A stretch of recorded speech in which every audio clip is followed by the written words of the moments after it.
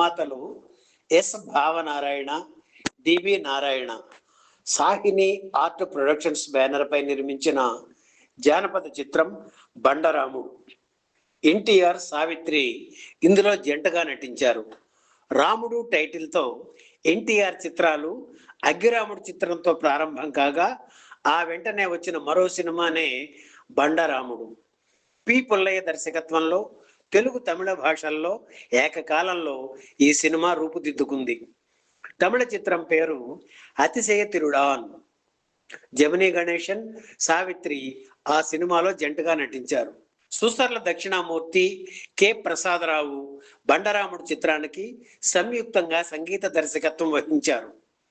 ఈ సినిమాలో రకరకాల పూలు, ఆహా రంగురంగుల పూలు అనే పాటను ఎన్టీఆర్ పై చిత్రీకరించారు. ఈ పాటను పిఠాపురం నాగేశ్వరరావు పాడడం విశేషం. అలాగే పి సుశీల పాడిన ఒకసారి ఆగుమా ఓ చందమామ పాట పాపులర్ అయింది. 1959 నవంబర్ 6న విడుదలైన బండరాముడు చిత్రం యావరేజ్ గా ఆడింది. విజయవాడ జైహింద్ టాకీస్ లో 56 రోజులు ఆడింది. దర్శక నిర్మాత బిఎన్ రెడ్డి రూపొందించిన ఏకైక జానపద చిత్రం రాజమకుటం. ఎన్టీఆర్ హీరోగా నటించిన ఈ సినిమాలో రాజసులోచన కథానాయిక. గుమ్మడి విలన్ గా నటించిన ఈ సినిమాలో కన్నాంబ, రాజనాల, పద్మనాభం, వంగర తదితరులు నటించారు. మాస్టర్ వేణు స్వరపరిచిన సడిసేయ కోగాలి సడిసేయ బోకే, ఊరేది పేరేది ఓ చందమామ, ఏటి ఒడ్డున మా ఊరు ఎవ్వరు లేరు మావారు పాటలు ప్రేక్షకుల్ని ఎంతగానో ఆకట్టుకున్నాయి. రాజమకుటం చిత్రాన్ని తెలుగు, తమిళ భాషల్లో ఏకకాలంలో నిర్మించారు. తెలుగు వెర్షన్ 1960 ఫిబ్రవరి 24న విడుదలయ్యింది. ఏలూరులోని వెంకట్రామ థియేటర్ ప్రారంభ చిత్రం రాజమకుటం. తమిళ వెర్షన్ ఒకరోజు ఆలస్యంగా 1960 ఫిబ్రవరి 25న రిలీజ్ అయింది.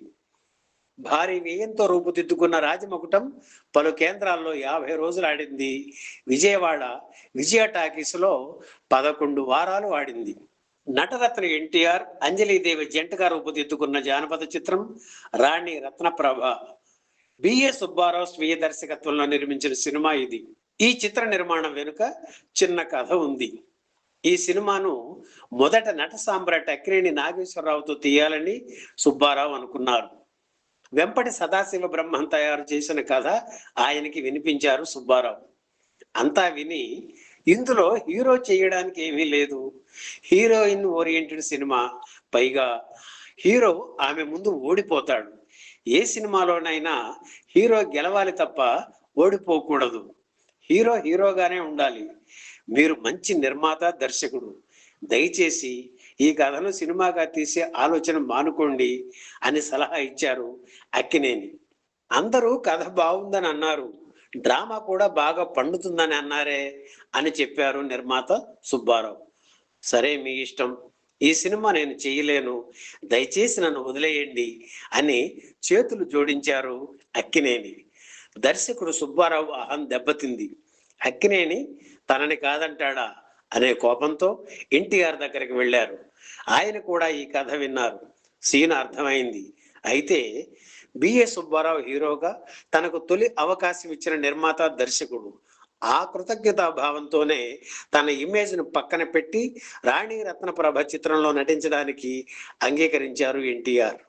ఈ సినిమాలో సిఎస్ఆర్, గుమ్మడి, రేలంగి, బాలకృష్ణ, సంధ్య, సురభి బాల సరస్వతి తదితరులు నటించారు. సాలూరి రాజేశ్వరరావు స్వరపరిచిన గీతాల్లో నిన్న కనిపించింది, నన్ను మురిపించింది పాట హైలైట్ గా నిలిచింది.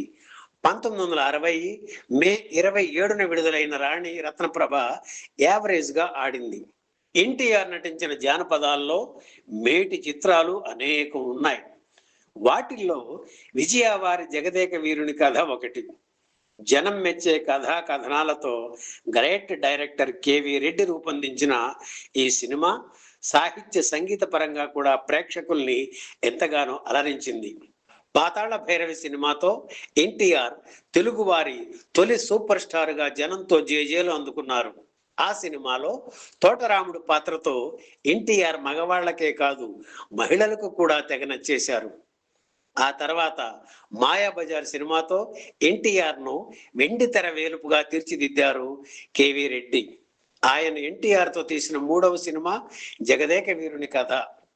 ఈ సినిమా అఖండ విజయం సాధించడంతో ఎన్టీఆర్ కేవీ రెడ్డి కాంబినేషన్ హ్యాట్రిక్ సాధించినట్లయింది. ఈ 3 సినిమాలకు విజయాధినేతలు నాగిరెడ్డి, చక్రపాణి నిర్మాతలు కావడం విశేషం. జగదేక వీరుని కథలో ఎన్టీఆర్ సరసన బి సరోజాదేవి, ఎల్ విజయలక్ష్మి, జయంతి, బాల నటించారు. రాజనాల, సిఎస్ఆర్, రేలంగి, వంగర, ముక్కామల తదితరులు నటించారు. ఈ సినిమాలో రాజకుమారుడుగా ఎన్టీఆర్ ఎంతో అందంగా కనిపిస్తారు. అలాగే బి సరోజాదేవి తన ముద్దు మాటలతో ప్రేక్షకుల్ని ఆకట్టుకున్నారు. మిగిలిన పాత్రలకు ఎవరికి వారే న్యాయం చేశారు. పాతాళ భైరవి, మాయాబజార్ చిత్రాల్లో తన మాటలు పాటలతో ప్రేక్షకుల్ని ఆకట్టుకున్న పింగళి నాగేంద్రరావు ఈ సినిమాలో మరోసారి తన విశ్వరూపం ప్రదర్శించారు. సినిమాలోని పాటలన్నీ హిట్టే. ముఖ్యంగా శివశంకర్ ఈ పాట హైలైట్ గా నిలిచింది. 1961 ఆగస్టు 9న విడుదలైన జగదేక వీరుని కథ చిత్రం ఆ ఏడాది బ్లాక్ బస్టర్ హిట్ గా నిలిచింది. పెట్టిన పెట్టుబడికి 4 రెట్లు లాభాలు తెచ్చిపెట్టింది. దాదాపు 30 కేంద్రాల్లో 50 రోజులు ఆడింది. మొదటి రన్లో 18 కేంద్రాల్లో 100 రోజులు, ఆ తర్వాత మరో 4 కేంద్రాల్లో 100 రోజులు ఆడింది. తమిళ, ఒరియా, కన్నడ, హిందీ, బెంగాలీ ఇలా 5 భాషల్లోకి అనువదించిన ఏకైక జానపద చిత్రం జగదేక వీరుని కథ.